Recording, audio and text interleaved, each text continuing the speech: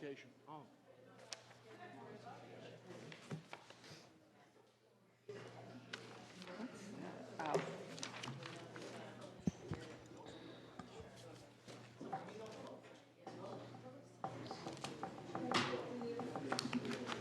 Before that starts, I'm going to draw those two chairs out.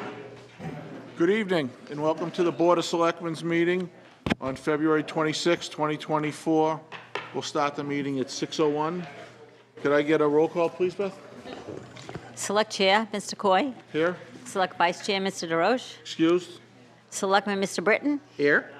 Selectman Mr. Gifford. Present. Selectwoman Ms. Bergeron. Here. And note for the record, Town Manager Mr. Colby is present. All right, if we could all stand for the Pledge of Allegiance, please. Pledge allegiance to the flag of the United States of America and to the republic for which stands one nation, under God, indivisible, with liberty and justice for all.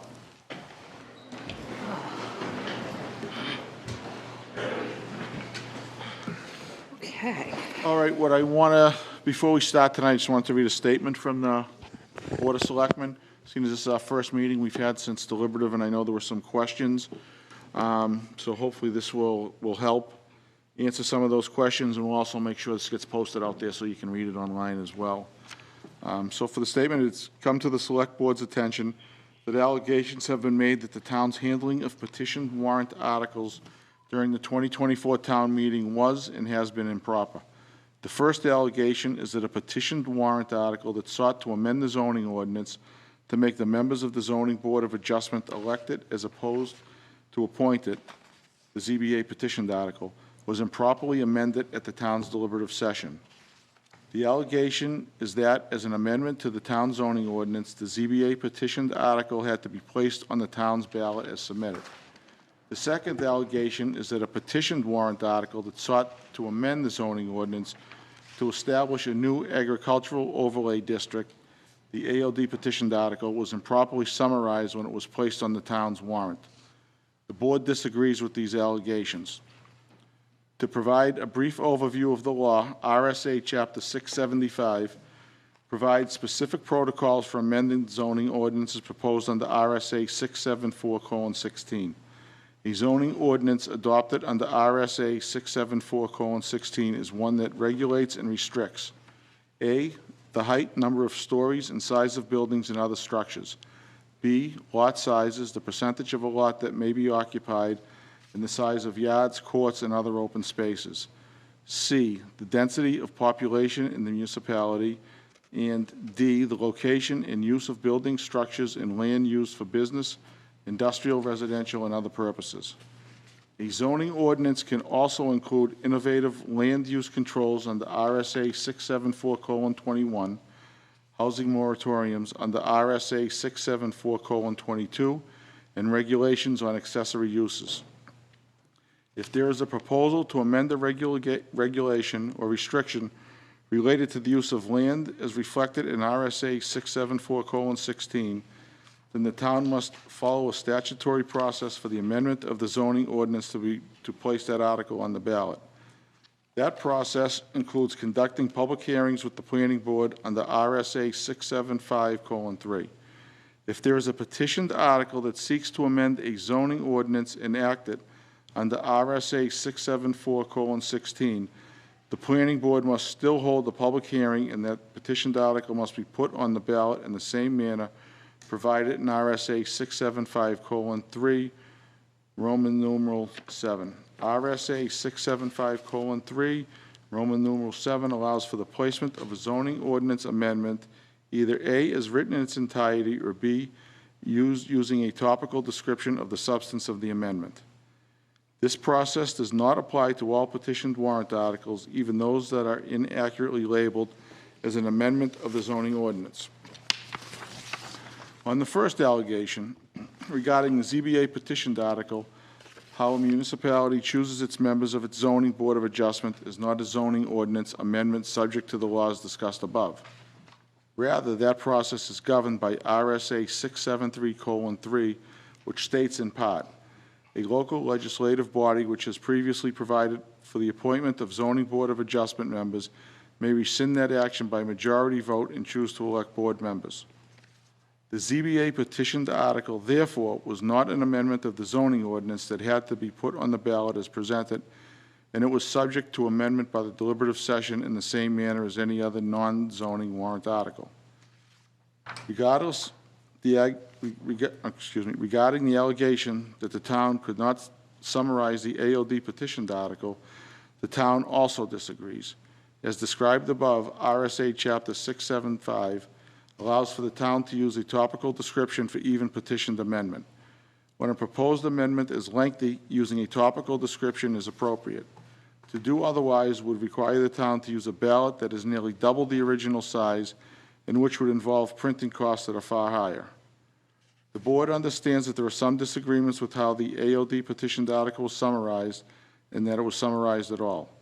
The AOD petitioned article clearly identifies the various locations where the full text of the article can be reviewed. Printing the AOD petitioned article in its entirety could have added 12 pages to the town's ballot that the town would have had to print thousands of times over. The board therefore believes that it prudently exercised its discretion in using an appropriate topical description of the AOD petitioned article and keeping the ballot manageable and concise for the voters. And, I mean, as I know, a lot of people out there do know, it was amended, that citizen's petition that had to do with appointed versus elected. So in the understanding we have is if you look at it, it basically means the same thing, whether you vote for it or against it. That's really what it was changed to.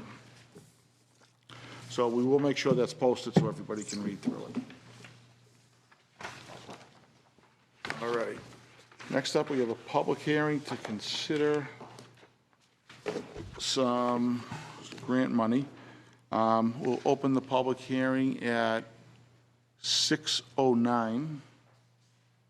And the purpose of the public hearing is to consider the acceptance of unanticipated revenue in the amount of $43,892.12 for a highway block grant and $31,739.76 as a bridge aid payment.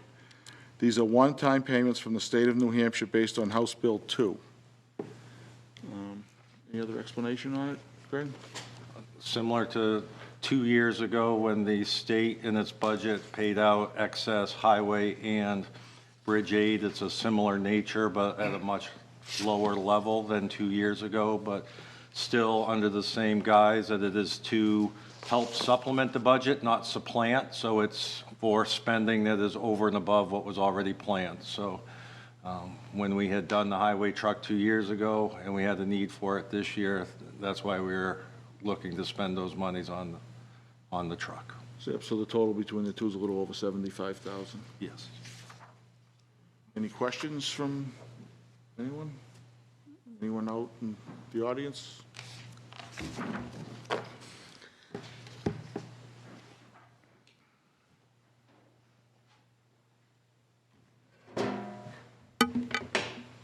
Ryan Lebrecht, 174 Main Street. So we can't use the money to cover expenses that we already have, is what you're saying? That is correct. It has to be blown on something else. Has to be spent over and above the budget, planned or, yes. So why don't we spend it on something that we intend to get next year, so the budget next year is lower? How do we decide what the money is going to be spent on? We have an immediate need to replace a truck that is a key piece of equipment in the fleet. It is a smaller truck, not as big as the dump trucks, where we have a lot of smaller roads that the larger trucks can't maintain as easily. So this is another truck in addition to the truck that we just replaced? A year ago. It's a smaller truck. The frame is cracked. It was repaired once. So it's the same truck from This is months not the ago. same truck. This is a different truck. It's a different truck. This one has a crack. We crack a lot of frames. Well, This is another cracked frame? No, this is the same frame that cracked that we repaired a year ago, that cracked again. So the truck we just replaced had a cracked frame as well, correct? I I guess I'm confused. That I don't remember. But I Dan, mean, our highway Dan will supervisor's probably here know. and can answer that. Sure. I'm pretty sure you were talking about the truck that was mentioned just before deliberative session.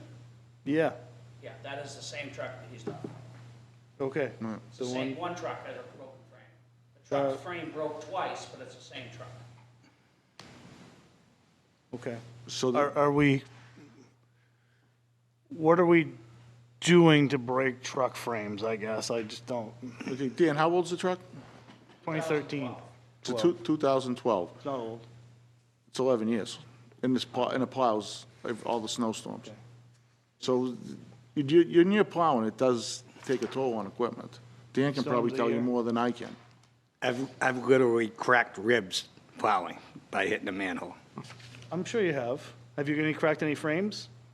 No, I have not cracked a frame, Maybe, but I'm not out 24/7. I understand. There's a lot of, anyway, regardless. So it's going to be used for that same truck, basically. A bigger truck. A bigger truck to replace it. GVW wise, it's a 19,500 GVW versus a 13,000. By accepting this grant, it'll pay for the new one. And I believe the 13,000 is staying as for smaller jobs, right? Once, we can fix the frame enough that it won't So never we have need to an see a extra plow. truck? Like, why would we maintain Because we another need a truck? plow. No, we have a new truck. Why would we need to keep the old truck? Why don't we sell the old truck? Why do we need another truck? Because it's got a broken frame. You really can't sell it. We can use it for maintenance around town and smaller jobs. Like over the summer, things like that. We just seem to be adding lots of vehicles. We had a building inspector truck, now it's being used by somebody else, so we can buy a new building inspector, whatever. We've got this truck, we're gonna keep the old truck. You know, I can attest to the fact that many vehicles cost a lot to keep on the road, because I have many old vehicles. You know, 2013 would be new to me. But, you know, why keep an expense if we don't really, if we didn't need it before, why all of a sudden do we need an extra truck? I guess is the question. Yeah, because I know we can still use this one for sanding, things like that, right? The old one? Plus we have a good amount of money invested in this, the truck that the frame broke. The investment can be carried into doing something in the summer and do something still in the winter. It just will not have a plow or wing, which plays a huge toll on the frame itself. So was the plow and wing from this truck used on the new truck? No. The front plow can be, but the wing cannot. The wing's a bigger. All right, so we bought all brand new. We had some stuff we could have salvaged off the other one. I'm just of the mindset that we should be frugal, because that's what I do. And, you know, if we have an existing truck and it's got a plow and a wing, then let's buy another truck and put the plow and the wing on it. But that's my simple mind, I guess.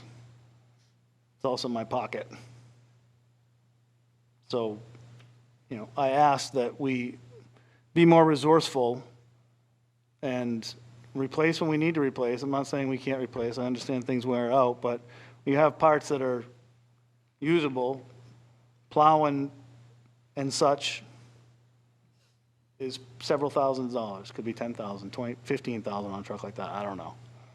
But Well, I think we are being resourceful. We're reusing everything off of that truck we can reuse. And then we're still using the truck that's broken in the summer months and in the winter months when we have to do for sanding. We're not just tossing it away. That'll give the new truck a chance not to have to be used quite as much. And we own this truck. So I think that is being resourceful. Because what we could get for this truck would be nothing. that's fine, but we're going to pay to maintain it now. It's only going to be used on a limited basis. That's fine. Whatever. I mean, we're not going to make you happy either way, but I'm just telling you Probably what the not. truth is. You're right. You're right. You probably won't. Not asking you, well, I am asking, but I'm not expecting it Right. by any means. And the other question I have is, are we allowed to talk about your opening statement of whatever that? Yeah, I'll have a public comment later, and we can go back to that. But we Okay. just- That's fine. But I'll definitely do it after we go through a few things. Thank you. Do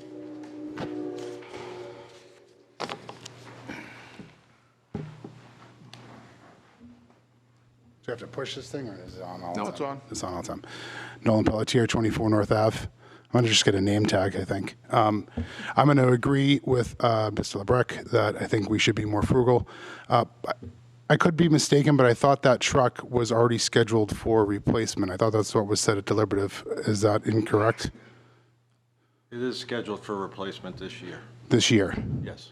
But we need additional money right now to replace it? No, we're utilizing the grant. The grant for and it? not using all of the CIP money that was set aside in the capital reserve. Okay, thank you. But we're accepting the grant, so it'll be covered. So will that sheet, okay. All right, thank you.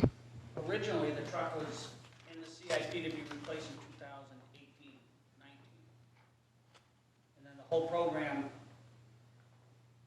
was pushed out, and pushed out, and pushed out.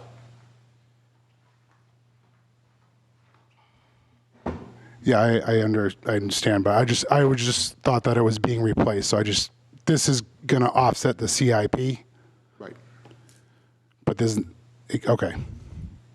So that will be reflected in that account when that goes through? And what happens when we don't use that? Does that slated for the, Then if we have, does that go back to the general fund, or does that stay in that pocket of, Stays in that stays in that- okay.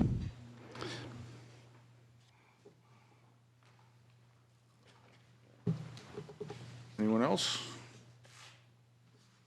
All right, that will close the public hearing at 6:18. You want a motion? Yes, we need a motion. Make a motion to accept the highway block grant in the amount of $43,892.12 and a bridge aid payment in the amount of $31,739.76 for a grand total of $75,631.88. The grant is from the State of New Hampshire Department of Transportation in accordance with House Bill 2. Second. Second by Jonathan. Any other discussion? All those in favor, say aye. Aye. 400.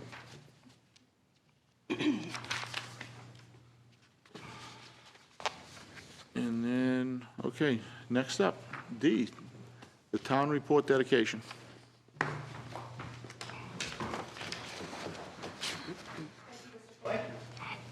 It's hard to turn my back to you folks. I'm here tonight, my name is Dee Boston, I have a lot of hats, but tonight I'm here in my capacity as the town report coordinator. On behalf of the Board of Selectmen and the Town Report Committee, it is my distinct honor to dedicate this year's, the 2023 annual report to the fine folks at the St. Luke's Food Pantry from a very grateful town.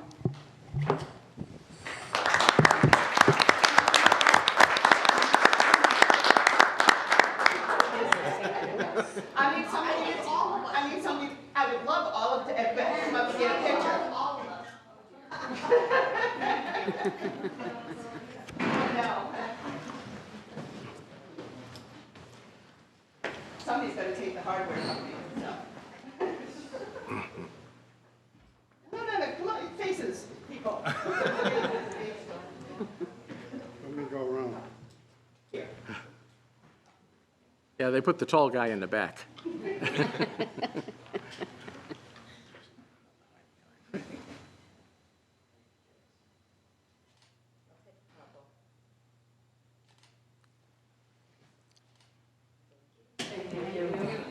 I will put copies by the door that people can take as they leave tonight.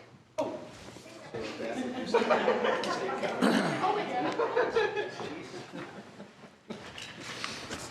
And now you can turn them over if you want to. All right, now, no, thank you very, very much. I think. Thank you so much. That's often work in town that goes unappreciated.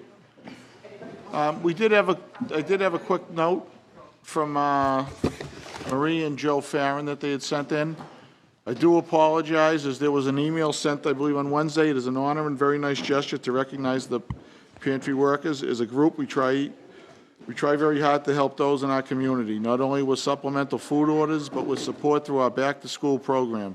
the Christmas giving tags, and the holiday dinner baskets for families and dinner meal plates for seniors from Early Bird. We are so grateful for the continuous support we receive from individuals and groups in our community to help us help others. It's been a very rewarding experience personally for both Joe and I and our entire group of food pantry volunteers.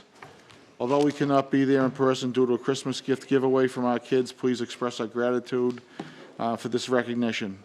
Like I was saying earlier, it's really, they don't get enough recognition for what they do in town. So if anybody can help them out continuous, because I know that goes year-round, they always need help. Right. And so if anybody didn't hear that, because there was some communication, some talk, back talk, that's Joe and Marie Yep. Joe Marie Farron. Farron that run the food bank here in town. Wonderful people, do a lot for this community. Did anybody want to come up, say anything? I guess not. Right. So, we'll move next will be the North Ave speeding discussion. As we know, this has been going, for a while, so hopefully you have an update, but hopefully we plan on doing going forward. And can you just kind of give us your brief update, Chief? I'd appreciate it. Sure, thank you, Councilor Coy.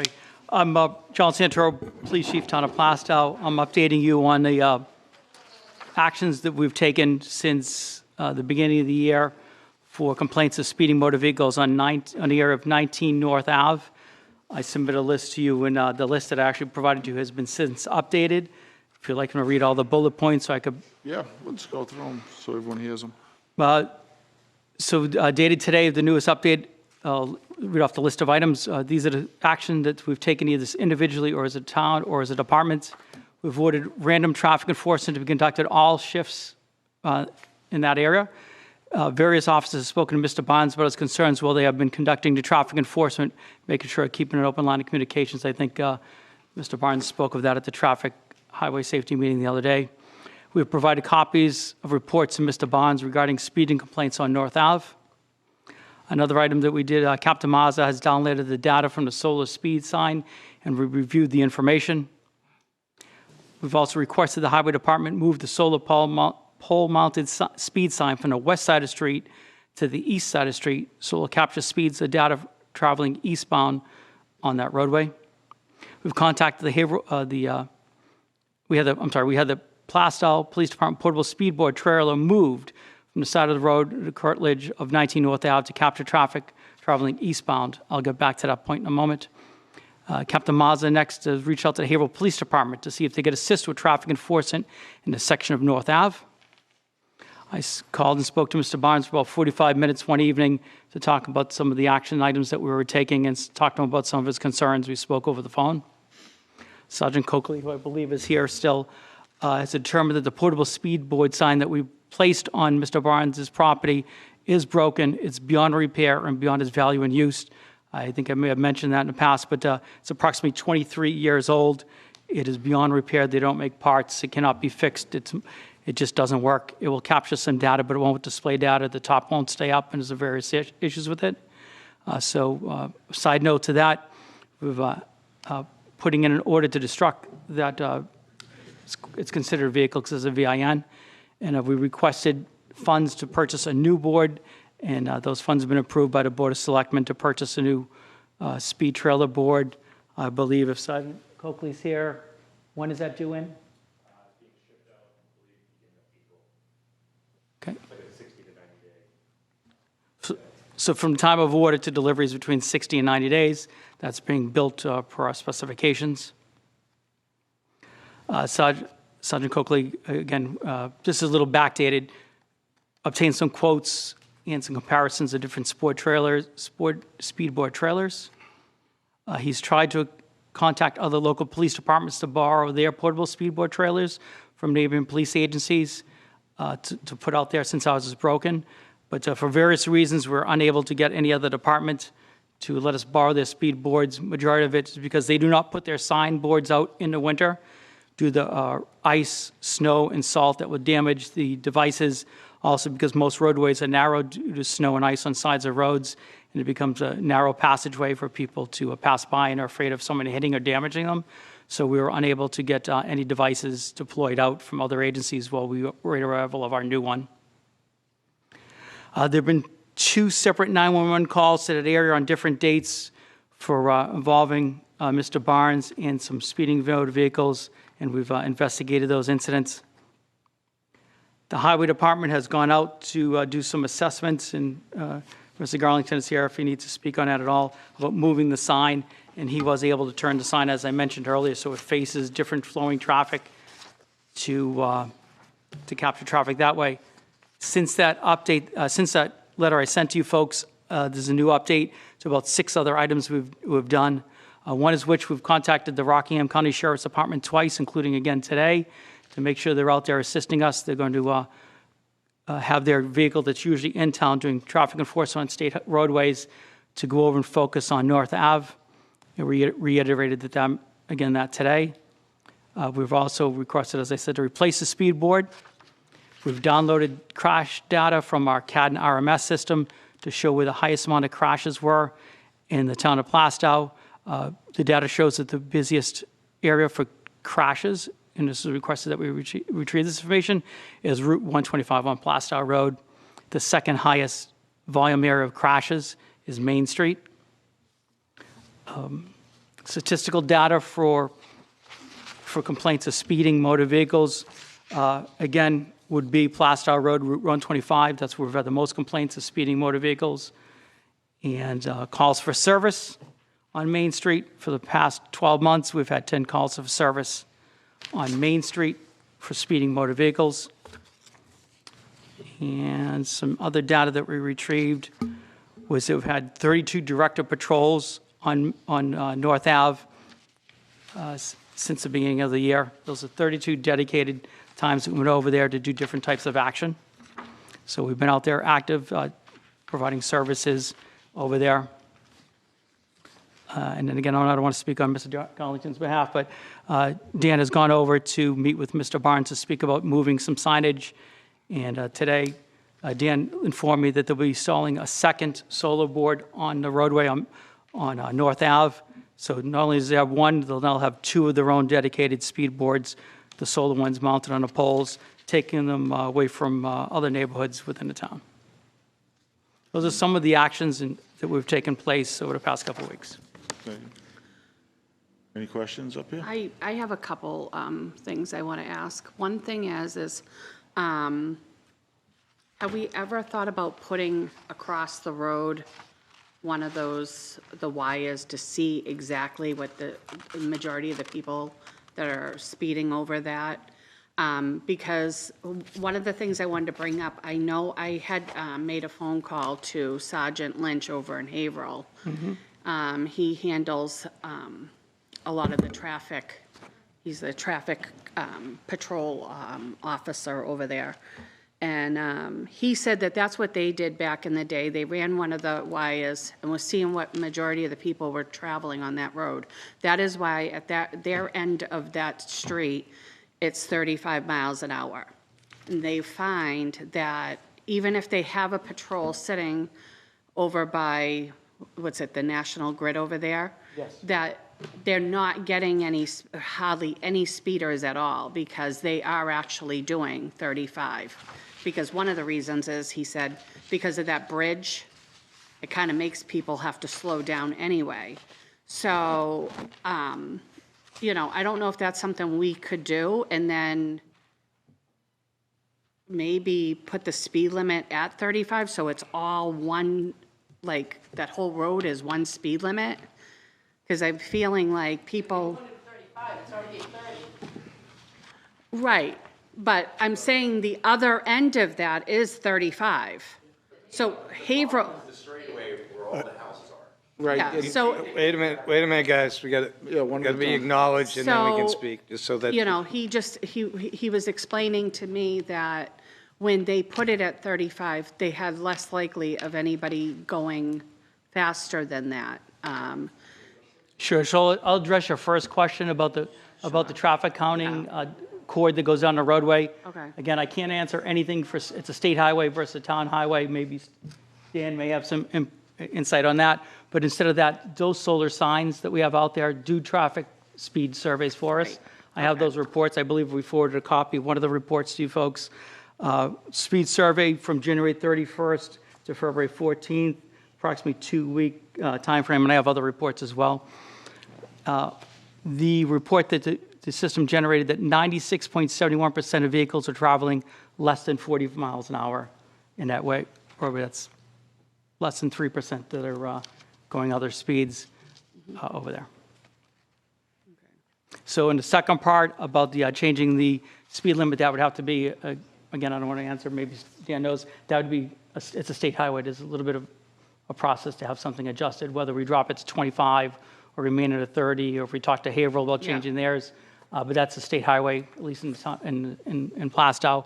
I'm not sure what the rules are in Haverhill. But, so, Well, the only other thing I mean, that might be a good idea is to talk to Haverhill to see if they could just drop theirs so it coincides with ours. And that could help on top of having, patrol. But I'm going to say it again, North Ave isn't the only street that people are speeding. I live off of Pollard, and people fly down there every day around that corner. So, I mean, there's a lot of cut-throughs now, too, so people are just speeding. And, unfortunately, we only have, 2 cruises on the street during the day, Chief? yes, that's correct. We finally got our staffing levels up, but we run always a minimum of two police cruisers on the road at all times. Right. And I mean, if you think about it, that's not a lot of cruises to have out on the road. I mean, we can't have somebody sitting on North Ave full-time, that's not possible when a lot of our accidents and everything are coming from 125, and they're up there, most of the time I'm seeing them flying by, going on to 125. So, I mean, we have to try to resolve this and try to do what's right, but at the same time, I think moving forward, maybe we should have a talk with Haverhill and seeing if they can take their speed limit down. And I think it's Sergeant Lynch, he's the one who handles all that over there. We'll reach out to them and ask them what they Okay. can do. It's Sergeant Kevin Lynch. And did the sheriff's department, did they agree they'll be out there a few times a week? They don't commit to when they can be out there. When they send a car to town, when they're not doing other calls for service, they said they'd be out there. I spoke to them again today to remind them. I think after the traffic meeting, actually, I saw one of their cars out on Main Street, right near North. Yeah. And I see it often on other parts of town as well. Yeah, we can, make sure they hit that section. Actually, they called back several hours later to reiterate that they got the message and they'll be sending someone out. Okay. What Haverhill explained too is, they come from Haverhill up over, when they hit that little bridge, they kind of have to slow down. Yep. He says they probably speed halfway down to have to slow back down again. You know what I mean, to come to Well, the I mean, stop sign at the end of North I Ave. mean, it's human nature. You see a straightaway, you go faster. Yeah. I think we've probably all been guilty of that. But I'll tell you, if they didn't have that bridge, Yeah. it would be worse. Because that's the whole thing, everybody's starting to slow down when they go on either side, when you're approaching that bridge. So we're gonna put another display out there. In roughly about a month, we should have the other one, Correct. so we can have that there as well as a deterrent. Correct. And hopefully that will help a little bit.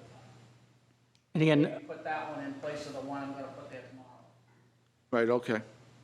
Because my suggestion was to rotate. We have 3 units, but we have multiple brackets, so we can put the 2 out there and not there for a month, 3 weeks to a month, move it. Because once people see it for a certain amount of time, they don't see it anymore. It's there, and oh yeah, it's there, and then they build fatigue is what it is. So we have to move them and change around. But the one that's on North Ave now has been there for quite a while. Now there'll be a second one tomorrow. Yeah, and then if your guys every now and then during a shift, they can get over there. Yes. as well as the sheriff's department. Yep. Just, they start seeing a little presence, it may deter it. I don't know if there was, from the report, are there certain times of the day where it seems? where It's the just speed- sheer volume is different parts of the day, but the actual speed during different times of the day, I'd have to have just so many different data sets you can download from the system, but Because it'd be interesting to see if there's a certain time of the day where it seems like you have more speed. Is it, 9 to 10, you get more than you would at another time? well, definitely, we know the fact that both morning and afternoon rush hour speeding vehicles is much lower. Sure, Because more so much traffic. more traffic and more congestion over there. Other parts of the day, there's always been the outlier that 3 o'clock in the morning is a straightaway, as you mentioned, Yep. and no one's around, and somebody's going to feel gutsy to want to open it up. Those are the outliers there. But again, our data shows that more speeding vehicles are on Route 125 and other parts of town than that area. We are focusing all our efforts over there. We've taken away from patrols in other areas. Is this something you can put up on your page, Chief? So that like people on North Ave, the residents and other people in town can see the numbers for themselves? Sure, we can work on cutting and pasting stuff. We put a social media post out again today. Okay, and so, like, by looking at this, this pie chart here, it's basically 3% of people are speeding. Correct. What? Is it over 40 miles an hour or is it over 30 miles? 30 is the speed limit. Right, but over, what it's saying is, well, yeah, when you factor that, this is 40 miles and under. 40. Okay, Right, but there'll never be traffic that's traveling exactly at the correct speed at all times, at the 30 miles an hour. There's always the buffer of flowing with the traffic that's on the roadway, dips in the roadway, coming from one community to the other community. There's various factors. As you mentioned, I'm sure there's nobody in the room that drives a perfect speed at all times and switches from immediately gears down, brakes the car to go down to a slower speed. And I know We as a do give rule- we do give a buffer when we do traffic enforcement. Yeah, I know as a rule, the rule of thumb used to be, this is what I've was brought up on, that if you're on the highway or whatever, about 8 miles, if you stay within 8 miles over the speed limit, usually you're okay, you won't get pulled over. Correct. Once it's up We're breaking not 10, it's a condoning different that. story. No, we're not, but I'm just telling you, it's what human nature and what reality is. I mean, it'd be great if everyone would just stay at 30, then we'd have no issues. Any questions, Sean, up here? Anybody? All right. Yep. All right, yep, just make sure when you come up, you state your name and address. George Barnes, 19 North Ave. I'm sure you're tired of seeing me because I'm tired of coming here 5 months in a row. The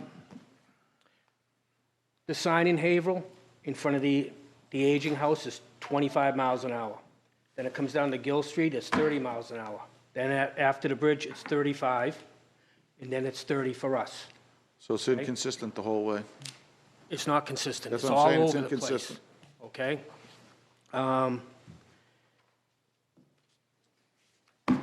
There's at least 9 people back here from North Ave, and they live it every day. Okay? And it's not 30 miles an hour. If the majority is going 40 or whatever, what about the 50, 60, and 70 miles an hour people that are going down the road? Because they are. oh, I see the pie chart, I know that there are. I don't see the pie chart, we're not privy to it, okay? So it is very bad, okay? not something And we could- I've tried talking to the police department about it, and then my next thing is the selectmen, okay? And I've been very upset about this. I have not seen it. I've lived there for 27 years. My uncle bragged about this town forever. Jack McSheehy, he built a gazebo out back, okay? He said, move to the town, you're gonna love the town. I did for 27 years.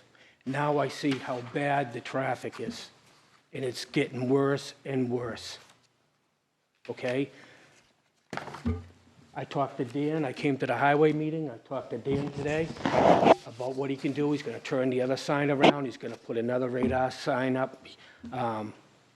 He can't do nothing with the speed limit signs, okay? Because it's a highway, it's a State-owned. state-owned highway, okay? So we're at wit's end. I mean, the neighbors, I mean, there's little kids live right beside me. I mean, he can't even go near the road. My son sits in the chair way up by the trees. All right, he's missed the bus twice because the bus has gone by and he's waved at him, but he doesn't see him even with the street light. Because he can't, I won't let him go down by the road. Okay? So, you know, it's really bad. For me to come here 5 months in a row, it's bad, okay? And this is the only time I've really come here. Mr. Bonds, can you just wait 1 minute? I want to ask Greg Yes, ma'am. something. Is there any way we can get that chart up on the screen here so they can see this? No, not, No? not right now. Okay. All right, that's all I have to say. All right, we're trying. Mr. Barnes, here's a chart. Yeah, actually, yeah. You can give out mine, too. Somebody wants to take it. Yep, you're welcome. 'Cause I have it on my computer. Post it out tomorrow. Nolan Pelletier, 24 North Ave. I want to say that I did contact the police department several weeks ago and told them that the sign was not working properly. So I believe all those data sets are fairly incorrect. They're kind of canceling each other out when two cars are passing by. This was already mentioned. I was told it was going to be turned around several weeks ago. I myself have seen a rise in the speed coming into Plastow. I live on that side. It's facing the other way. People don't see it anymore. I was told that it was done to appease somebody. I understand that. I understand the intentions behind it, and that's fine, but those data sets are going to be completely incorrect. I would be more, do you have the data set before you flipped it? And what does that read out to? So to your point about the broken sign first, that sign wasn't the one captured. I'm not talking about the I'm broken sorry, sign. go ahead. I'm not talking about the broken sign. I was saying when that sign was turned around to read traffic, it's getting interference because it's trying to read the opposite side. If nobody's coming the opposite way, you are getting correct readings because they're driving into Haverhill. But if there's two cars passing, it's not giving the right reading. You can sit there, it'll say it's going 15 miles an hour and you can see it moving. There's something with, and it's not every single one, but that data set is not going to be 100% correct. Understandably, we agree with that to a certain level, but at the same time, we're getting in another one so that going forward, the data will be according to one way and according to the other way. Yeah, I mean, I feel, I believe it's George's pain because the reason that sign is up where it is currently is because I worked with Chief Jones. That had to be, I mean, that's almost 10 years ago, 10 years, to get that sign up. And she was fantastic. So don't get me wrong, but it was nothing but a headache dealing with, you had to get permission from them. We had to do that there. And I don't know what you can do, but you're definitely going to have to do something because bringing out your trash shouldn't be a life and death situation. And that's what it's like. I mean, I used to let my son ride his bike. He's older now, down our street and around the corner down to his friend's house. Now I won't even let my daughter walk her bike on that street. I asked my neighbor permission for my daughter to walk through their yard to go to the side street so she can ride her bike. It's that dangerous out there. And people, it's not your fault, just something needs to be done, but people, coupled with the straightaway, distracted drivers and speed, and then they look up from their phone, they look at something, and then they drive towards what they're looking at. So I'm really surprised we haven't had more incidents on that street. I went around and tried to knock doors today, and I can't believe how many times I almost got hit. And I can't be the only one that picks up side view mirrors. I probably had 2 this year. And I've been here 20 years, and I think I've replaced my mailbox about 4 or 5 times. Now it's just, there's probably more screws and tape on that thing because I'm not replacing it than actual mailbox. That's how Just like dangerous it me, is. Like I said, I live off of Pollard Road. I can't even go out for a walk. You take your life in your own hands around that corner and walking, and people aren't paying attention, and they're speeding coming around the corner. But again, we have 2 cruises in this town, and this, as you know, this country is becoming overpopulated. We have so many more people that have moved into the state, into this area, into the country itself. And with that, as time goes, we're gonna eventually need more patrol. I mean, it's just, I've been here now, 12 years? And the traffic has almost doubled since I've been here. So it's, you know. Oh, it most certainly has That's, doubled. I mean, as people that live on North Ave, what would you guys like to see done? I mean, you can only put the signs up and do so much. They're not going to give them tickets. I don't really know what you could do because you guys don't own the road. You could have, if you, I don't know when this came up, it was several years ago to take over possession of maintenance on that road, and it wasn't taken, so it belongs to the state. So The state would love us to take that road. I know they would. And they would love us to It's take just like you don't want Main it- Street over, you know? But because we are 125 spillover. That's the only reason they maintain that road. That's the only reason. Another suggestion would be, like you guys are coming here, write letters, send it up to the state, you know, rattle their cages up there. Send the message. That should be coming from the people that we elected to represent us.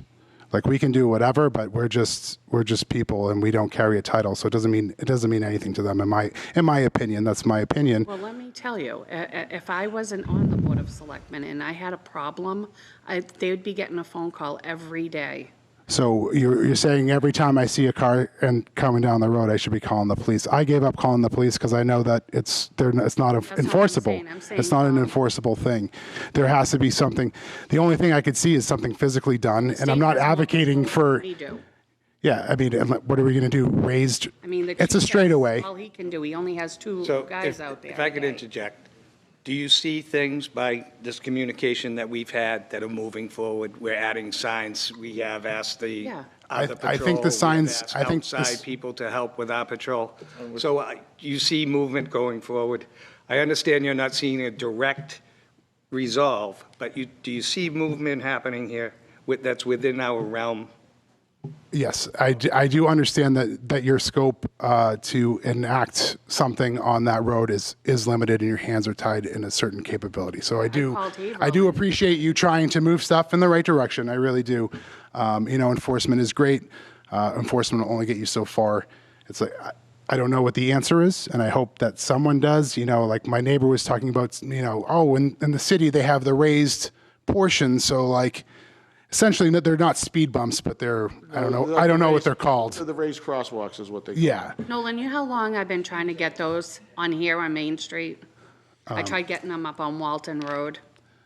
But It's like, I can't. I know It's been an ongoing situation. I've been here now a little over 65 years, okay? And we've been trying to do something with that, just that corner in 65 years. And that was before anybody really drove up and down North Ave.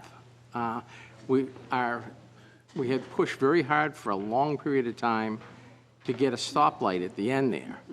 And thinking that, okay, that would back up traffic enough so it would slow it down a little bit. But it doesn't help you going into the Haverhill section.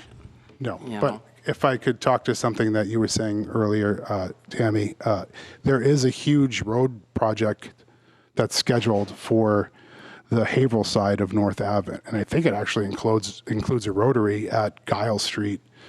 So there's going to be a rotary down, like where you would, I believe that's where it is. I haven't studied the plans fully, but they're redoing that road from tip to tail, and I believe they're putting in sidewalks at a rotary, and I don't know the full scope of the work because it's not my just so town. you Any know, luck, that might deter people, right? Well, it will deter them probably during construction. It's going to deter me as well. But what happens, but if it makes it slower coming down, then all of a sudden, okay, that's not our quick cut through anymore. Yeah, rotary will definitely slow people down there. But like you mentioned before, a road is straight. It's built for speed unless there's something to actually wake you. The signs will only stop the people that want to be respectful. It's not going to stop the other people. What's even happened the last few years, I know that's always been an issue there. The last few years, you have more and more people working from home. So now they might hit their lunch break, they're going to fly to a store and then fly back home. Yeah, it's nothing new. I actually was a witness for the police in a case where they went like 140 something down that street and crashed into a tree and the engine came out of the car. So speed is nothing new for us on North Ave. The other thing, I did ask Sergeant Lynch over in Haverhill if he could help increase patrol on their end of it. And his answer was, Haverhill is approximately, I think it's 37 square miles. and he says, we only have a handful of cruises that we can put out there to also man the street, so. I'm gonna say Haverhill's gonna take care of Haverhill then. I don't want to be a dead horse. Thank you. Thank you for your time. We're trying to put some things in place. Hopefully, there'll be a little bit of an improvement. Does anyone else have anything else? Yep, go right ahead. Hi, Bob Burns, 27 North Ave. I'm wondering how many tickets were issued in Plastow this past year, speeding tickets, versus how many were issued on North Ave. I don't know if there's a way to find that data. I don't have that answer. I don't know. There's a way to get that data. I Okay. couldn't pull it up now. It would take some time. Someone would have to do that out of the system. Secondly, I think we're all speaking of speeding issues all over town. It's not just North Ave. I live on North Ave, so that's my focus on this. Yeah, it's near and dear to you. Yeah, Yeah. exactly. But it would seem to me that there's room for a traffic enforcement officer. And that would pay for itself Oh, we'd welcome that. with tickets. Chief. Would pay for that, the salary. But it's the We'll say money. got us a new speed board, so, Yeah, I mean, if that's what it takes, but. then that would be like you'd have to look at the budget item and, all that to do it. Yeah, well, But I'm just trying to it's- open a conversation on it. No, because- it's a conversation worth having. And the other thing that I'm starting to think of too is why not, like, I know you go into some towns and they have signs, please slow down, or like, there are children and things like that. Maybe if we can line the streets a little bit with that, people see it, they'll take it down a notch, you know what I mean? I don't recommend that. They don't? That's clutter. That's driver clutter. People end up taking their eyes off the road to see more stuff. Oh, okay. I think I enforcement think- is the best way to deal with this, because when you hit people in the wallet, they start listening. Oh, yeah. That's what it is. Oh, I agree with you. All right, thank you. That's right, Thank you. And just a point of clarification, all the revenue that's generated from the tickets that we write goes to the state of New Hampshire. None of it comes back to the town. Is that like that in Massachusetts too? No, Massachusetts, So, 50% of the ticket comes back to the town directly. The other 50% comes back indirectly through Chapter 90 funding. all right. Yep, go right ahead.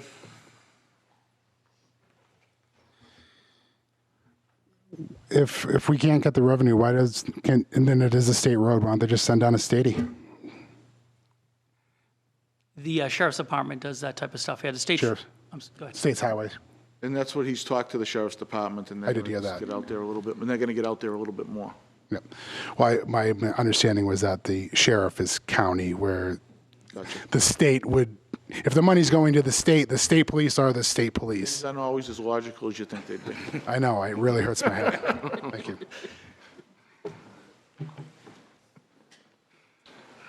All right. All right, thanks. Thank you, Chief, Welcome. for the update. All right. Next, we've got the discussion for the intersection of Westville Road and Main Street. And I guess this is, you're here for the, Thank you all for your guys. Have a insight. good night. thank you for coming. We appreciate it.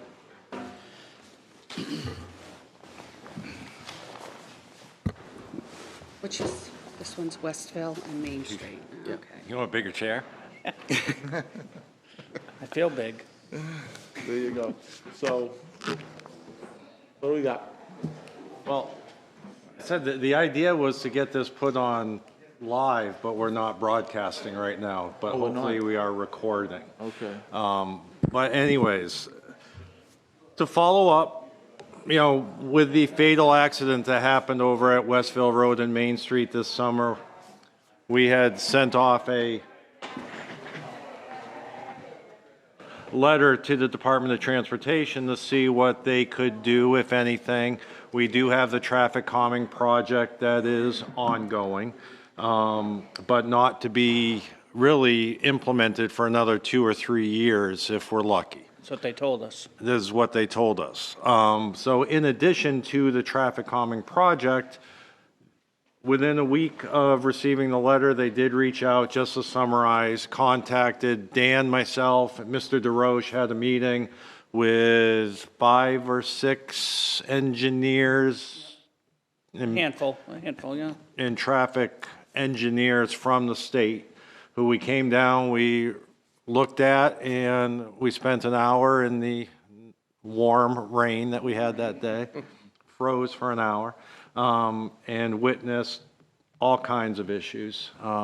So with that, we have come up with, a couple of plans, and that's what they came back with, roundabout traffic lights and four-way stop signs.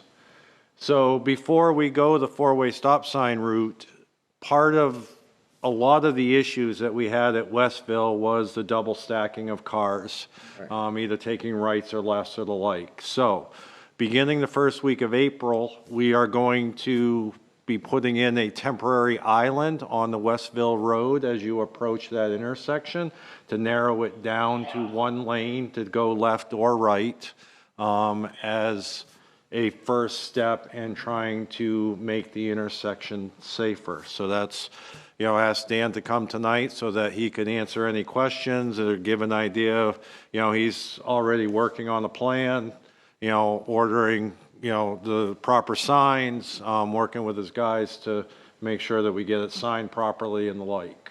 So we'll just be looking at temporary island, no stop signs there at the moment on the Not Main a- Street side? Well, we're going back to what Greg Yeah. said, part of the conversation was that the state was working with other states on what would work, what's working there. And part of what they came up with, believe it or not, was multiple stop signs within a through street at different intersections. And at first, they really didn't think it was going to be that popular and that effective, but their studies, several studies, I think a couple different states, found it to be more effective than they thought. So the state said they might, separate from what we want to do at Westville Road, they might try to put stop signs at Westville, a four-way stop at Westville, Mayray, that one particular area. So we hypothetically said, well, can we try to do something on our own? And they said, well, that'd be great. And that's when we come up with the idea of, because like town manager said, we were standing there, we saw people cutting the yellow line, we saw people passing, we saw people just pulling out. There was a car queued to take a left on the Main Street, to go north, and this car just didn't even stop, just, Yeah, I know, and you, especially there when you double stack, it's like, Yeah. if you're taking the right and you got an SUV or a truck there, you have no idea what's coming. I had one snowstorm, I had somebody almost just drive right into the wing that I had. And the other problem, if you're coming down Main Street, you take the left onto Westville, they cut right across that lane where you sit. Exactly. And we saw all of that multiple times. So we in an said, hour. Greg and I said, let's try this on a temporary basis. But it's not something you're going to try in the middle of the wintertime. So we said to the state, let's roughly say the first week in April. Let's set it up. And they offered us their drone to come and take video, an hour's worth of time that we They can have a use. drone department. Yeah, they have a drone. Danny, what are you putting up, Jersey barriers? No, we're going to put traffic barrels. We anticipated, town manager and I anticipated this, so we purchased the barrels. They'll have lights on them. I think we're talking a 2-week period. Give it a shot for 2 weeks. I plan on being out there at least once every day for a period of time, plus the activity that the drone will do. The other thing we're going to do is we're going to put a series of barrels along the white line. If you're approaching Main Street from Westville Road, we're going to put them right on that white line, which will narrow down that, almost eliminate people being able to take a right. And we also want to eliminate people that use that cut through, believe it or not, between the island that's there for the store and the store itself. They go right through there. They bomb right through there. Going in and out of that store is not easy. So, once we get through tonight's meeting, I will stop by the store and have a conversation and explain to them why and when we plan on doing this. And monitor it. I think if it's successful, I think we can move it on to another one of the intersections I think we have issues with, and that's West Pine Street. I was just gonna say. West yeah. Pine Street, it seems to be more of an issue if you're coming up West Pine than it is if you're coming out of East Pine. Because most people that come out of East Pine are only going in one direction. So, I think we plan on coming to you guys again and say, let's try this intersection for another 2 weeks. Based on the success of, Sounds good. Yeah. I we mean, also have signs that are gonna tell people that there's a different traffic pattern. Yeah. So they're not just gonna all of a sudden come up to this intersection, and go, what's going on? I mean, I this- think there will be direct impact to some of the people that live on Westville Road, especially that section closest to Main Street. But I think it's worth a shot. Yeah. I've seen, and, like I said, I think it was a Jeep come right up beside me with my wing down. I don't know how he didn't hit the Jeep. I think he went up over the island, to be honest with you. So Danny, you know what I'm thinking, like if you're coming up Main Street and when we did a four-way intersection at the East and West Pine and then on Main Street on both sides, like we would coming up to Westville, that will help slow traffic down. I think the intent, Greg, well, the state, we had talked four-way stop sign at Westville, and they really weren't up for only doing one four-way stop. Well, that's what They I'm saying, said that'd if be we're great. going to do it, they want them at all three. So they wanted it Pine, and they wanted it North Ave. Oh, So that- you would be talking about 3 four-way stop signs coming down Main Street. Could I make another suggestion, since we're going to test this out? Why not, there's that street off in North Ave, what was it, you just said what the name of the street was? There's several of them. No, there's that little one that's on the side there. Guile Street? No, not Guile. On our lower end, on our end of the street. What? Woodland Drive? So why not put a stop sign there? That will help with some of that traffic coming and approaching that area. It's gonna have to be organized by the state. Yeah, that's a state road, so that's where your Well, hands I'm get just saying, tied. we're on to something. I mean, Oh, yeah. if we could do that, we could even utilize it over there.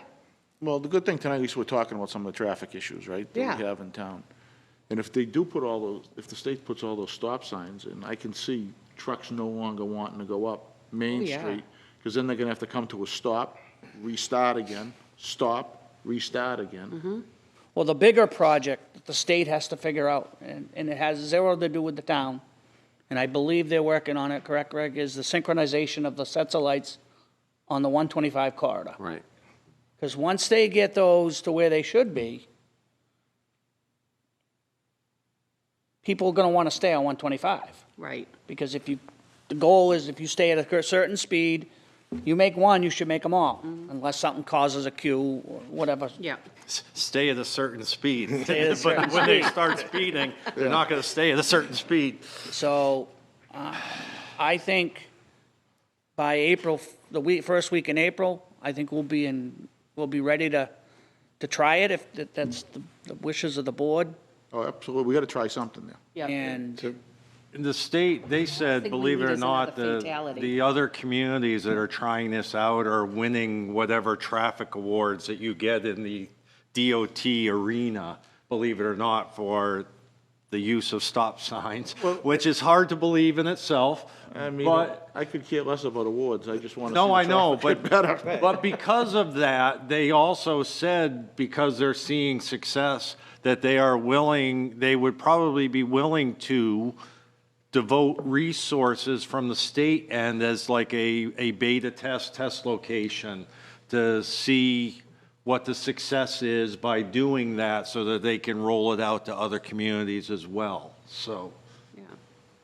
Yeah, Tom will I think be it's a their great guinea pig. idea. Do you need us to sign off on this? Is that what we're looking for No, today? I think it's a or good what? idea, let's get something rolling. We wanted to, come on TV and make, the Okay. public aware that there is going to be a traffic pattern change and, any feedback, they can reach out to the town manager's office, but we're going to, be moving forward with this for the first week of April, and we'll see what happens It's and go good, from there. we're trying to address it instead of just looking I the would, other way. So I would it's a good assume thing. this would free up some police resources as well. If you're slowing down Main Street and you're cleaning up 125, I mean, it takes a little off their plate and gives them resources We'll to have a be other problem if we places. find them over at Heavenly Donuts, Well, Dunkin' Donuts the key to the whole thing is going to be, all of this has to come together to include the synchronization of the, let's say, the Right. traffic lights.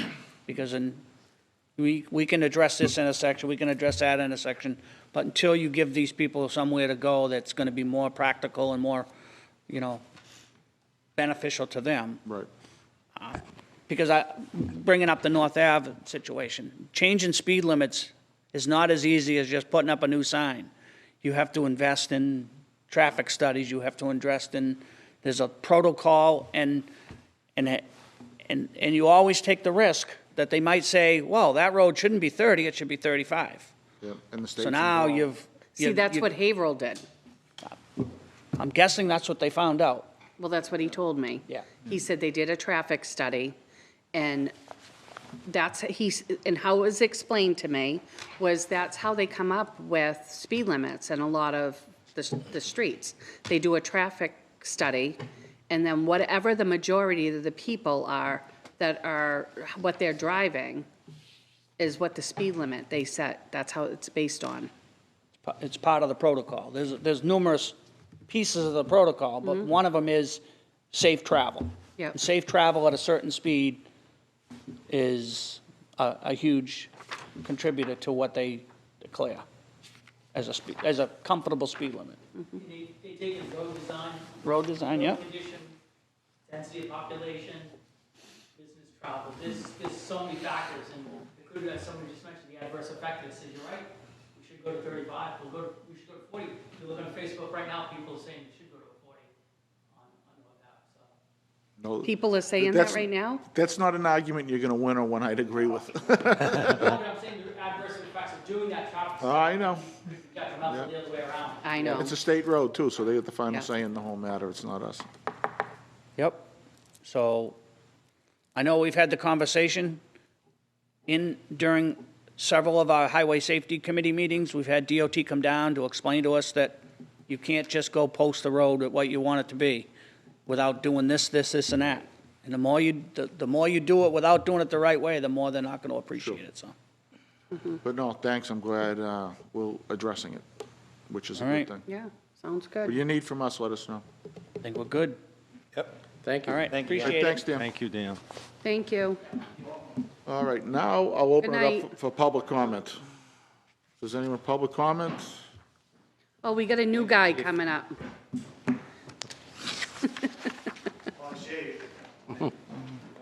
Oh, you went home and shaved and came back? A little different today than last time you might have saw me. That's something. I work from home now, so I don't shave very often. Oh, you're so It's lucky. it's a different feeling working from home, isn't it, sometimes?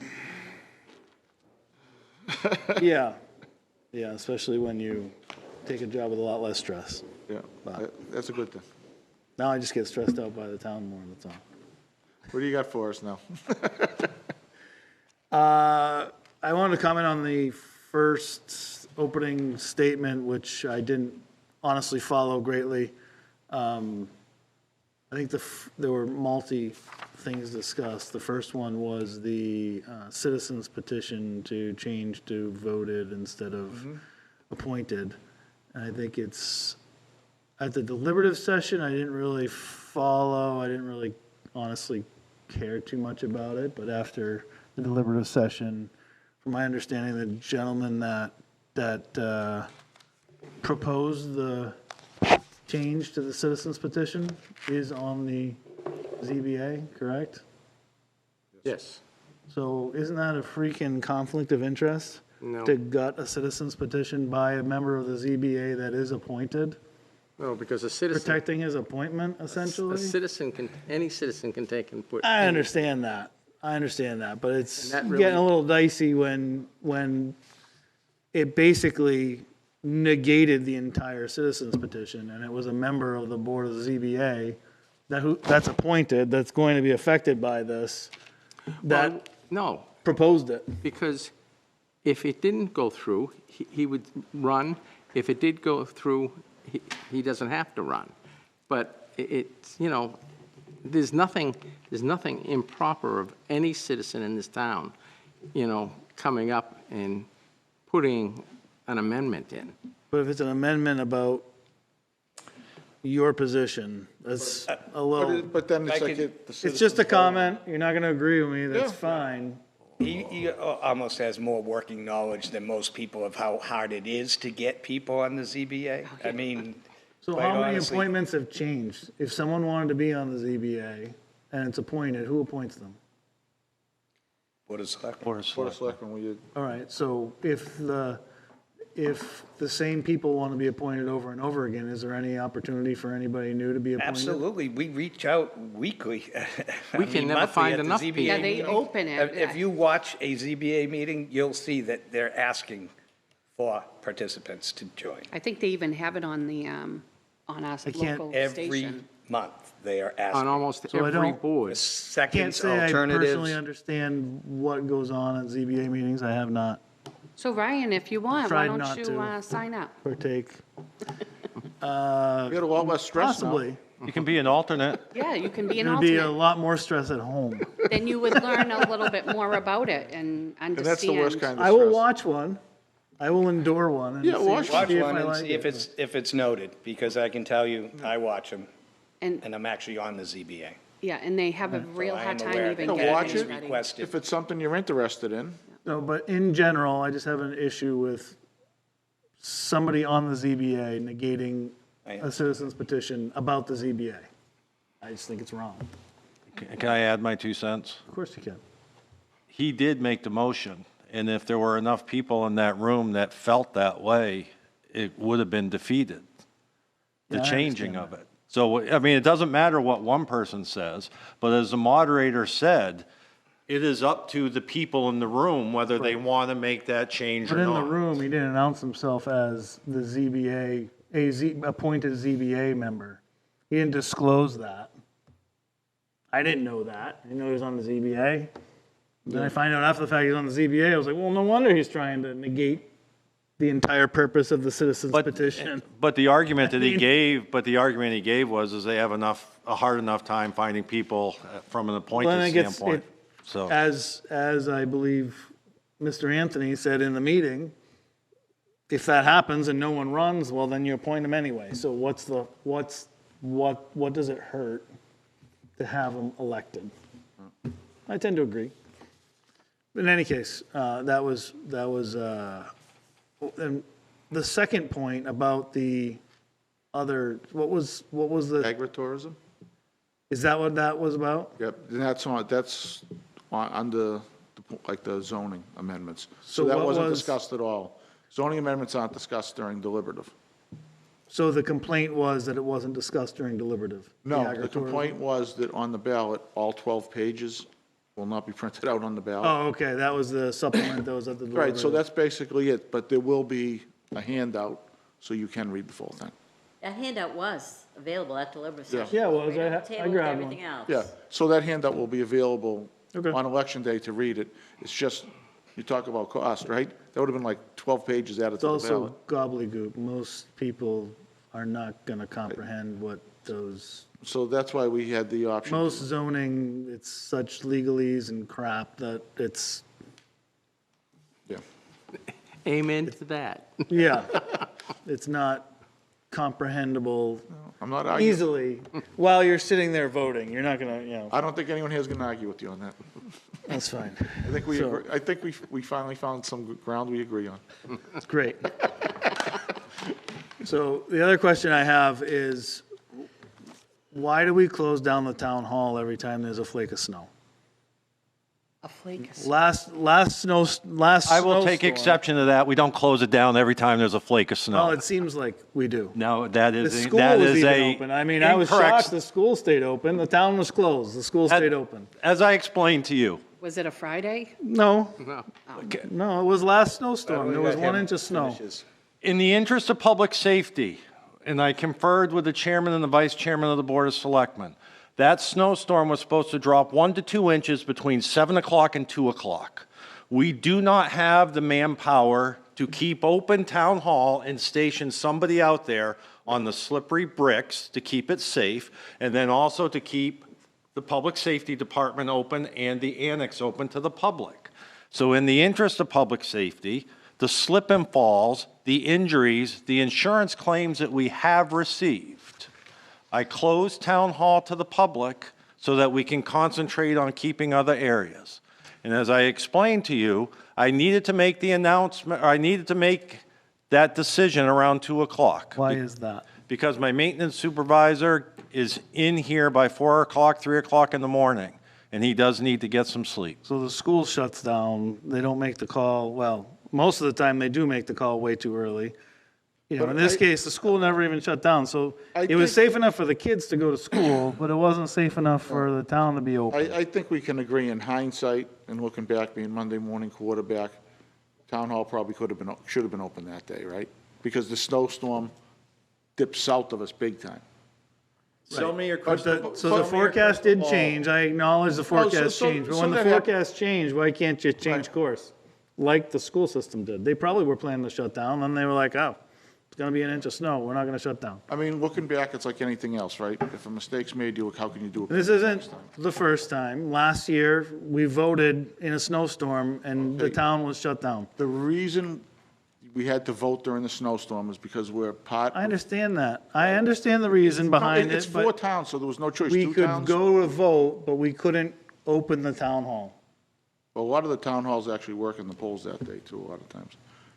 The town hall is not shut down on polling day. No, it normally. doesn't, but when you have it, you So can. that's just an excuse to placate the me's that say, why aren't we open in a snowstorm? I'm a hardy Mainer. I grew up, my dad was a treasurer of a town. Okay. I went to town hall all the time. I actually was talking about them, and this recently, he's like, we never shut down. We got it, times have changed. Well, Is So it that's all, a- is that's it a- all for the that's- good, all for the better? It isn't all for the better. so shelving that, I asked that we remain open more often, which comes to my next question. Why are we not open 5 days a week? This is a public service building. It exists to serve the public. The departments exist to serve the public, whether it's the clerk's office or the building and department's office or the highway department or, at all. Why are we not open 5 days a week? We used to have some late hours 1 day a week and then I guess, half day, whatever it was. But it seems that we have ever increasing budgets and we have decreasing services, I know, including this building. A lot of it had to do with staffing, right? We weren't fully staffed down there. Well, some of the things that too, Ryan, is that you may look at Beth and you see her doing this, but she wears multiple hats, and there's a lot of people in this town hall that do that. So we don't have to employ more people to run town. That hasn't changed, I don't believe. What? That hasn't changed, And we're not has it? working 32 hours a week in the town hall, even though it's 4 days a week. So when 40 hours. have the hours that departments are open to the public for public service A length of increased, 4 days a week. decreased, or stayed the same in the They're last open 10 4 years? They're open 4 days a week, 10 hours a day. So they're open I at wouldn't say 7 that a.m. They're open 10 hours a day, but we're not open to the public for a Public. full 40. Right. But with decreasing staff and the like, you can't be open to the public for a full 40 and get your work done. Right, this is just one example, but the clerk's office seems to have much more staff now than it used to. Should be able, I don't know, that's the few times I've been in there lately. There's been more people behind the counter, which is good. There You is have one two more tax person. people, there's two tax workers, and then there's our Clerk and the town assistant clerk. clerk and the assistant town clerk. So I guess I just want to understand, what was the decision to go to four-day work? I believe that was the last manager, And wasn't that it? was that during COVID, driven by COVID? It was around, yes. Just I wasn't like- around back then, so. Me So either. just like opening the annex was a due to COVID, and then it never closed. We changed the hours due to COVID, then we never changed them back. Yeah, I I'm mean, I asking, wouldn't how do doubt- we go about changing them back? It's a discussion we'd have to have. We can certainly have. What's the process for me to request that? I'm taking your request under advisement right now. And I will give it the proper So whose consideration. ultimate decision does that lie with? Mine. Town manager. There was So- another reason behind it, I believe, too, if I'm correct, is that the reason why they were closing on Friday was because they'd be here on Friday and a lot of people would be off doing whatever, and there wasn't nobody coming into town hall. So I think that's another reason why they, Well, usually how it works for me is I go camping for the first time, I'm leaving on Friday, and I realize I don't have registration. You and gotta, and I can't come in here. you gotta get and- your boat registered, all that. Right, exactly. Exactly. Now, oh, God. yeah, I won't say any more about that. But in any case, you know, I think that the facility, and the other question I have is, so did this just change for town hall, or how is this handled, like, highway department wise? Are they working 410s and now we're paying them overtime on Fridays? How's that all? Well, I mean, highways always can be on call, right, especially in the wintertime. Can I? What are their Can I stipulated answer, hours? please? The highway department in the wintertime works 5 8-hour days because of the overtime issue. As part of the contract, the union contract that we have, there is a set time that they go to 4 10-hour days for the summertime. So that, you know, mobilizing equipment and the like, you know, they can get more done in a 10-hour day. And it also allows them to have a 3-day weekend, but they're still working 40 hours. So the overtime that you're referring to is mostly in the wintertime when it comes to snow plowing, but they're already working 5 8-hour days. So in the summertime, something comes up on Friday, it's not waiting until Monday. They're doing things on time and a half? A lot of the times, it will be Dan that will come back to take care of it. And then how does the hours at the transfer facility that I've never been to factor into that? Someone works less during the week to make up No, for the those Saturday? are usually overtime hours. All right, so we pay quite a bit of overtime. All right. Want some water? Summertime, I wouldn't categorize it as quite a bit. It's a leftover from there. You're quite a bit, am I quite a bit? Yeah. You know, You get a headache. maybe a little different. Over one is a bit, All right. then we're talking crazy taxes. We all good? We still have 2 openings over the highway department if you know anybody that wants a job to help ease the overtime. Doing what? Highway laborers, plowing, Driving the truck that has a Driving. crack in it. driving broken frame trucks, you know, things of that nature. So, but we have 2 openings and we can't Maybe I'll hire. do that in my other job as There you well, go. at night. You can add more stress, right? We get your stress level back up. No, that's not gonna do it. That's not gonna do it.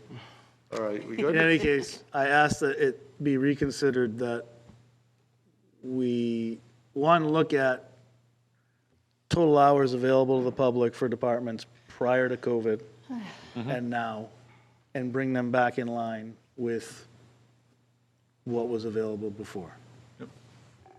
We'll take a look. Your request is noted. Thank you. Thank you. Appreciate Ryan. it. Have a great night. Good night, Ryan. Good night. Drive safe home, or did you walk? No, I drove. I need to exercise one of those vehicles. Mine are 13 years old. All right, so next up, we've got the RPC Transportation Advisory Committee appointment recommendation. We received this sent to us. The Rockingham Planning Commission has informed this department the term for Plastow's appointee for that Transportation Advisory Committee has expired. Per RPC policy as stated in the January 24th, 2024 letter, which was attached, the planning board is to make a recommendation to the Board of Selectmen regarding reappointing to this position the And so at the February 7th, 2024 meeting, the planning board made the following motion, which passed unanimously. I moved, it was seconded by Karen Robinson, to recommend to the Board of Selectmen that they reappoint Tim Moore as the town's representative to the Rockingham Planning Commission Transportation Advisory Committee. So you can see there was an attached letter there. If you haven't had a chance to read it, you can read it. So really what we just need is a motion to reappoint Tim. Make that motion. Second. All those in favor? Aye. Aye.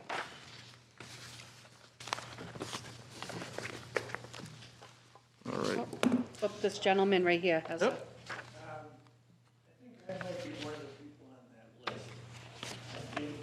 Oh, that was for the, That's the other one. that was the warrant article for the highway safety. No, that was different. We already signed yours. Yes. Yep. Why don't you come on, you can come on up if you want. No, that's okay. Yeah, I just wanted to hear the discussion because I have been, my tongue is bleeding because I used to be a traffic engineer Okay. a long time ago and only for about 5 years. But I think there's a lot I can do to help fix some of these problems.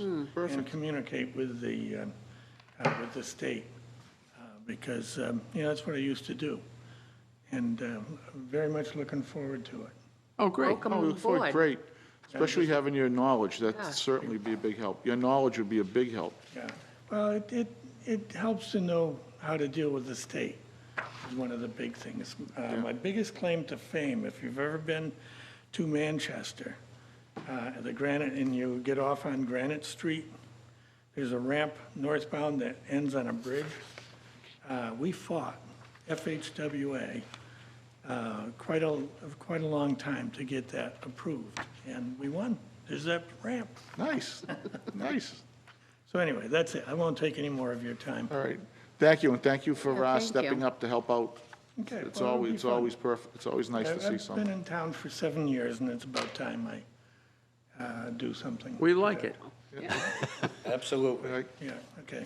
A lovely town. I think it's great. Oh, good, I I'm love it. glad. We're kind of partial to it. I live on Wildbrook Drive. Okay. Yeah. 7 years ago, I married a longtime native of Plasto, and she convinced me to live here. Who did you marry? Joan LaCroix? Oh, for God's sake, yeah. Yeah, I figured some of you might know Yeah. her. She's been around almost as long as I have, I think. Well, she just had a birthday the other day. I won't tell you how old she is. 23. That's the right answer. Good luck with that. Okay, well, thank you very much. May I have your Have a good address night. for the record? May I have your address for the record? 17 Wildbrook Drive. Thank you. Thank you, sir. Thank you. Have a good night. All right, next up, approve the consent agenda. The items that we have, one, the accounts payable manifest for the week of February 8th, 15th, 22nd, and 29th of 2024. We have the BOS draft minutes of January 29th, 2024. The BOS post-deliberative session draft minutes of February 3rd, 2024. Before we had the raffle permit for the Pollard PTA. There were 3 veterans tax credit applications, 1 elderly tax exemption application, 5 2023 tax abatement applications, 1 2022 tax abatement application, and then we also had warrants for the Highway Safety Advisory Committee, citizens representatives, Sam Cafiso, Bob Bury, David Telia, and Matt Sullivan as an alternate. We just get a motion to accept? Motion to accept. Get a second? I'll second it. Second by Tammy. All those in favor? Aye. Aye. 400. And you're up, Greg. All right, so things to report on. The server project, which is almost a year old, is finally coming to a conclusion. working on the final aspects of it, so everything has been consolidated, replaced that needed to, up at the public safety complex. The septics on both sides of the public safety complex are done, complete, inspected, and are Great. functioning normally, as far as I know. The audit for year end is substantially complete over the last month or so. It's hard to know what I've brought you guys up to date with or not, but the audit is substantially complete. They were scheduled originally the week of March 12th, but they were looking for some work and I brought them down, and so we have about one day with one or two people. So that's good. Highway safety meeting last week, so the board, the committee is kind of, I guess, resurrected, if you will. They hadn't met for, I don't even know how long? 2021, so sometime during COVID, and so it kind of had gone by the board, but with the issues and the like, we did reach out. We found Mr. Tallier and 3 other reps, so we have 3 citizen reps, 1 alternate. We elected a new chair and vice chair at the meeting, and so we are, we'll be moving forward with quarterly meetings and the like. Been dealing with a variety of personnel matters, also working with the town attorney on some code enforcement issues. From a water standpoint, the last compliance test that we did come back low like we had hoped and expected. We're just waiting for the state, but when the engineering firm does look at the last 12 months, the average, if you have 1 exceedance, but then you also have to average the 12 months, that the way they calculate it is we should be below the average for the preceding 12 months as well. So we're just waiting for notification on that to say that we are in full compliance, if you will. From the standpoint of the fire department, is the ambulance is in transit. I was notified by the chief that it will not be ready by March 1st, but it should be here next week, the first week of March. So we can use the other one, right? We have the other one, but he has reached out to the town of Salem. He doesn't want to run with only one. Because if you go out there and you try to start that one, then, so the town of Salem has kindly agreed to loan us an extra ambulance from them. Oh, perfect. So we're putting together, an MOU, and they have Primex, we have Primex, so it's, it'll be a seamless switch that we can, bring that. So then they'll have 2 stationed there. So we will have 2 ambulances stationed. The paramedics, the new paramedics have completed a comprehensive 2-week orientation program to include taking care of critically sick or injured patients. If you saw any of the Facebook posts, I believe they went down to the med flight, which, I mean, after talking to the chief, it's quite a program and the like. From that, they've recruited and are continuing to recruit great applicants to work here. In talking, he's had people reach out to him that have said they've heard what we're doing up here in Plastow, and here's my resume, and, I know you're not paying the going rate, but the training, the program, everything, he's getting applications all the time for people that want to come to work. At some point, we should probably have them come in just to meet them. We will, Paramedics. we will be doing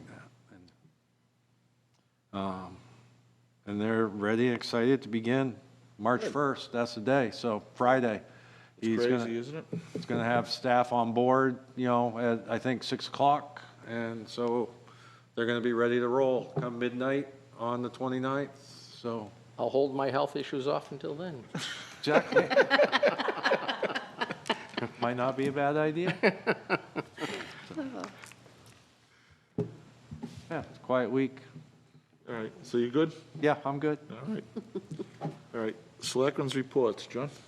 Okay, so, well, maybe staying right on that same topic, the junior firefighters, Derek Travis has gotten that up and running and doing a wonderful job. Oh, it's great. I won't list the 3 because one of them I'm partial to, so, but they did just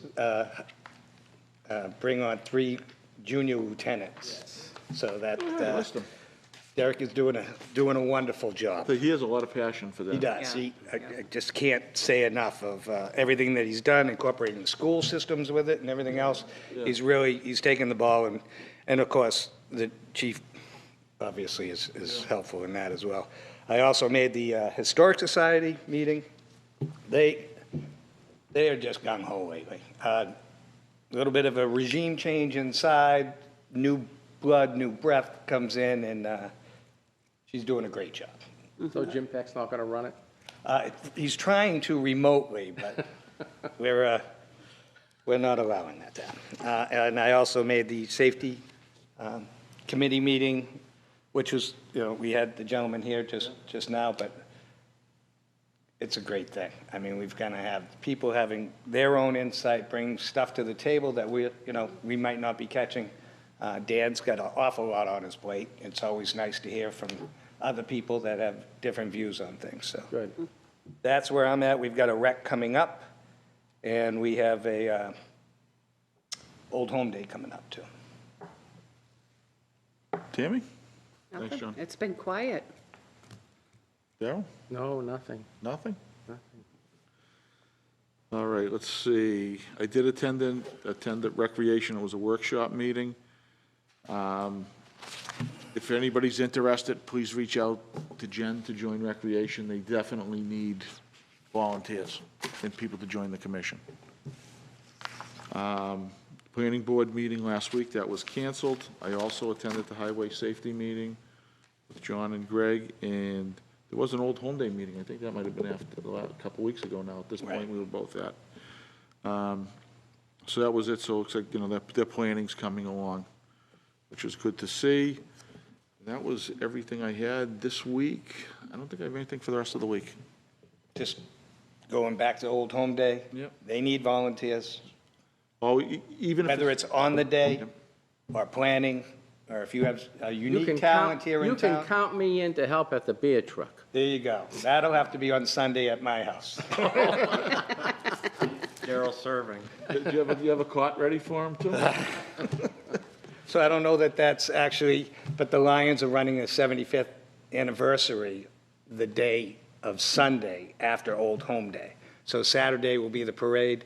My farm will be open to, we'll have horseshoes, cornhole, music, and we did it a few years back, but this is to celebrate the Lions' 75th. I think the Lions have done enough in this town that we can Yeah, that would be announce that great. they're out there to Absolutely. celebrate, and that's open to the public. Yeah. It's a great way, too, to incorporate both of them in the same weekend. It Right. really is. And I know what Old Home Day. Right, it's they got- $275 for the Old Home Day, $75 for the. Yep, Well, and that'll be fun. Old Home Day, too, they're gonna do something Thursday night that's more geared towards the kids, and then Friday night, they have something more for the adults, and there'll be more, I would imagine, more info on that coming out, right? Right, as that all gets laid out, I know they're looking for a dinner dance, so it'll be a, Well, I'll have my Speedo on and in your pond. I've dredged it, it's deep enough for you. That's a visual I didn't need. I didn't either, Daryl. Do we have non-public or anything tonight? No, sir. All right. So with that, we will close the meeting at 7:38. Thank you. Have a good night. Good night, everybody.